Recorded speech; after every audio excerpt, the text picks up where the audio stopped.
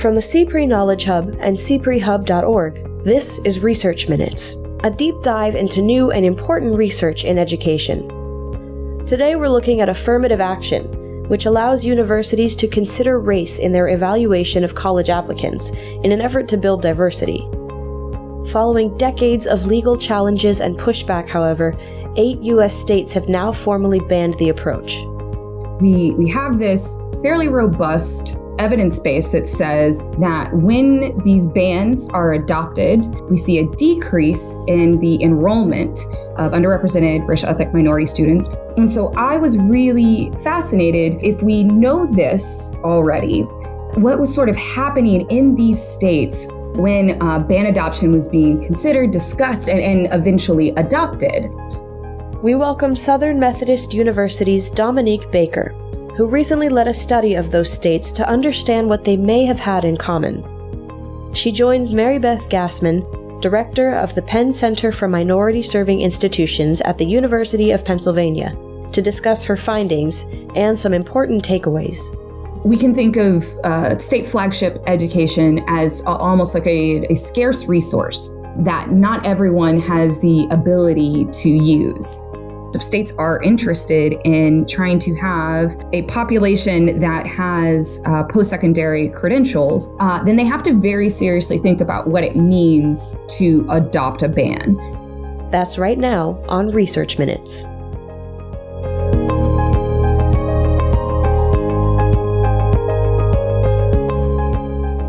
Hello, everyone. I'm Marybeth Gasman. I'm a professor with the University of Pennsylvania's Graduate School of Education, and I also serve as the director of the Penn Center for Minority Serving Institution. Today, I'm really happy to be joined by Dominique Baker, who is an assistant professor with the Annette Caldwell Simmons School of Education and Human Development at Southern Methodist University and associate in the John Goodwin Towers Center for Political Studies. It's such a pleasure to speak with you, Dominique. Welcome.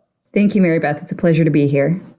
So today we're discussing your study, Pathways to Racial Equity in Higher Education, Modeling the Antecedents of State Affirmative Action Bans, which was recently published in the American Education Research Journal. The study centers on affirmative action bans, specifically the conditions or the characteristics of states that ultimately moved to ban affirmative action policies statewide. So Dominique, can you provide a little bit of context for us? What does affirmative action currently look like in the U.S. and what led you to conduct this study?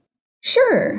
So affirmative action currently in the United States, race-based, is banned in 8 states. So it has been banned at any point in time in 9 states, but the state of Texas had its ban removed after some 2003 Supreme Court cases.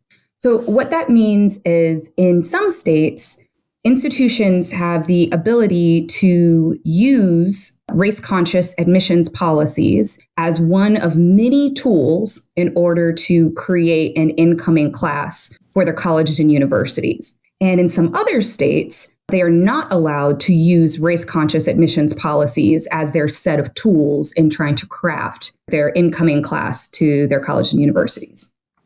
Okay, great. It's interesting because I think, we all talk about affirmative action, but a lot of times we don't have someone actually tell us the most current state of it. So I really, really appreciate that.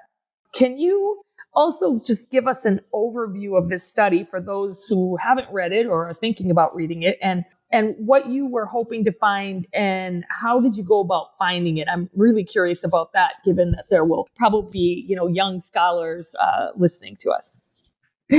I love that you say that, since I too feel like a young scholar. No.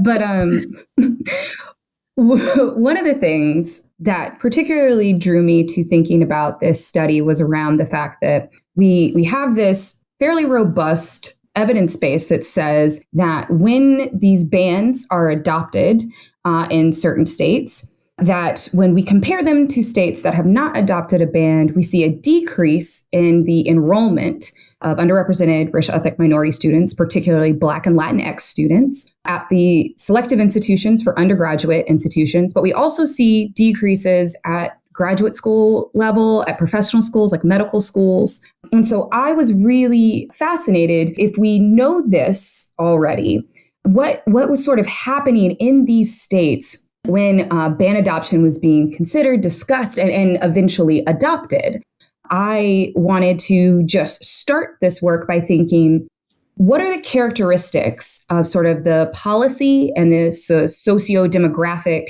nature of these different states right before they adopted bans? And what was that like compared to the states that did not adopt bans? And so I wanted to just get a chance to just sort of survey the landscape and try to better understand what was happening across the United States that might have been associated with ban adoption. And so I guess you kind of alluded to this, but what kinds of expectations did you have going into the study, just based on perhaps, sometimes we're shaped by the environment around us or our past research? What kinds of things were you thinking about? Yeah. So when I was in my PhD program, speaking of sort of talking to young scholars, when I was in my PhD program, I read a number of different types of survival analysis or diffusion studies from a political science framework. And this is the idea that the way that it's normally done within higher education is that states or cities, localities, countries learn about the way that they want to create their policy, shape and craft their policy based on other states in this example. So that one state may learn about how it wants to structure the financial aid policies that it has because a state that was near it had tried something out and it either worked really well or failed spectacularly. And so in reading those types of studies, I became very interested in thinking through, how do states learn about an affirmative action ban? How do they think through this being a good or a bad idea for their residents?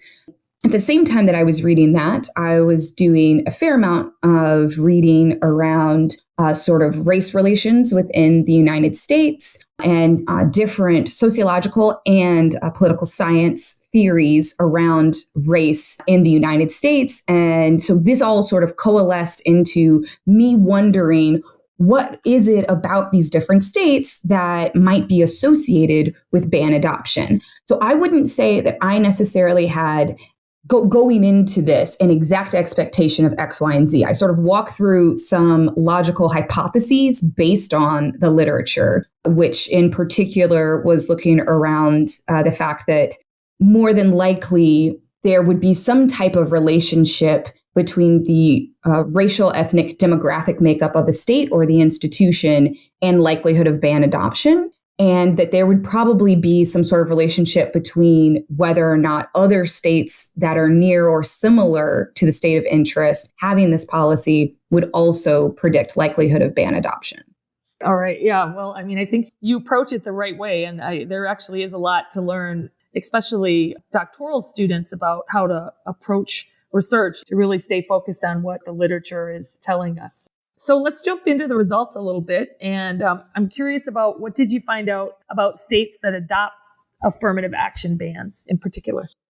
So I found two consistent results. One of the ways that I was looking at this relationship was through a theory that was born of this beautiful melding of political science and sociology. This started in the 40s and was looking in particular at the share of Black residents in certain localities and seeing if, as the share of Black residents increased, what types of compensatory policies were adopted. And so this had been applied once or twice before when trying to investigate affirmative action bans in particular. And so what I did was really ground myself in that theory and think through, what are the different ways that we could measure sort of what the idea of this power imbalance is trying to get at. And so what I thought about was, let me look at the share of different racial, ethnic, demographic groups of residents in a state that are around the age of going to college, so 15 to 24, and then the share of students that are attending the state flagship institution,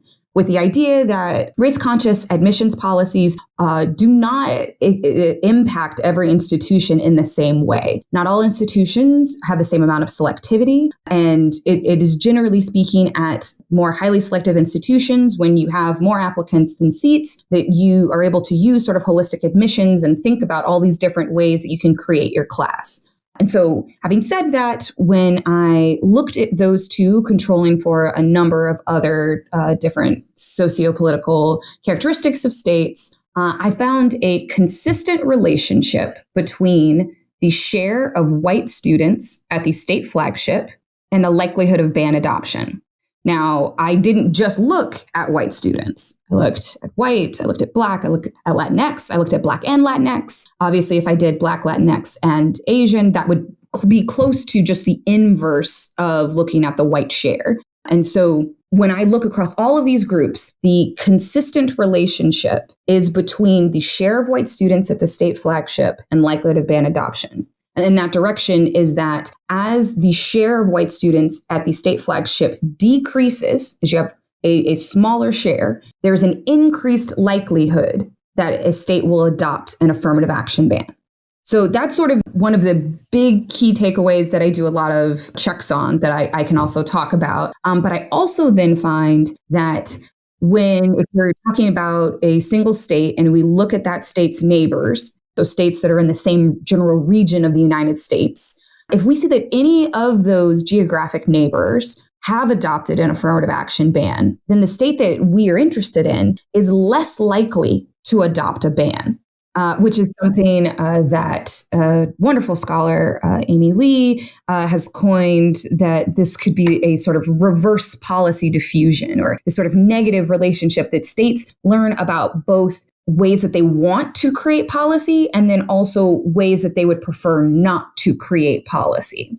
And I find evidence that states may be learning of ways that they would not like to create policy. Wow. Okay. So that sort of leads me to the next question I have, which is, what do you think are the implications of your findings for states and for universities? Particularly, I'm thinking in light of today's incredibly politically charged climate and also, very bitterly divided social climate. Are there opportunities and ideas for takeaways in your research for policymakers or those who are leading these initiatives within college context or other stakeholders out there? Yeah, and I think one of the ways I'll do my lead in, right? Super academic, always caveating.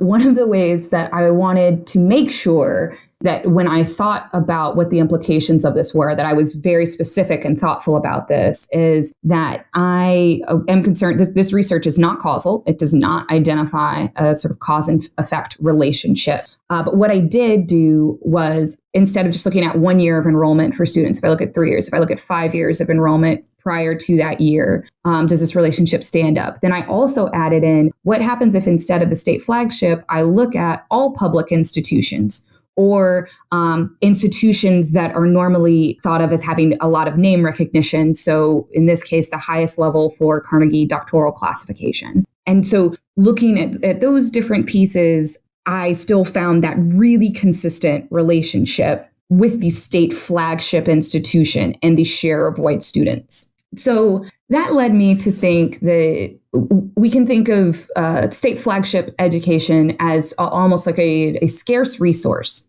that not everyone has the ability to use. And so if we think that there are some barriers to getting access to that scarce resource, then we could imagine a world where there are a number of policies that could be adopted in order to increase or decrease access to that resource. Race-conscious admissions is just one of the tools that can be used for that.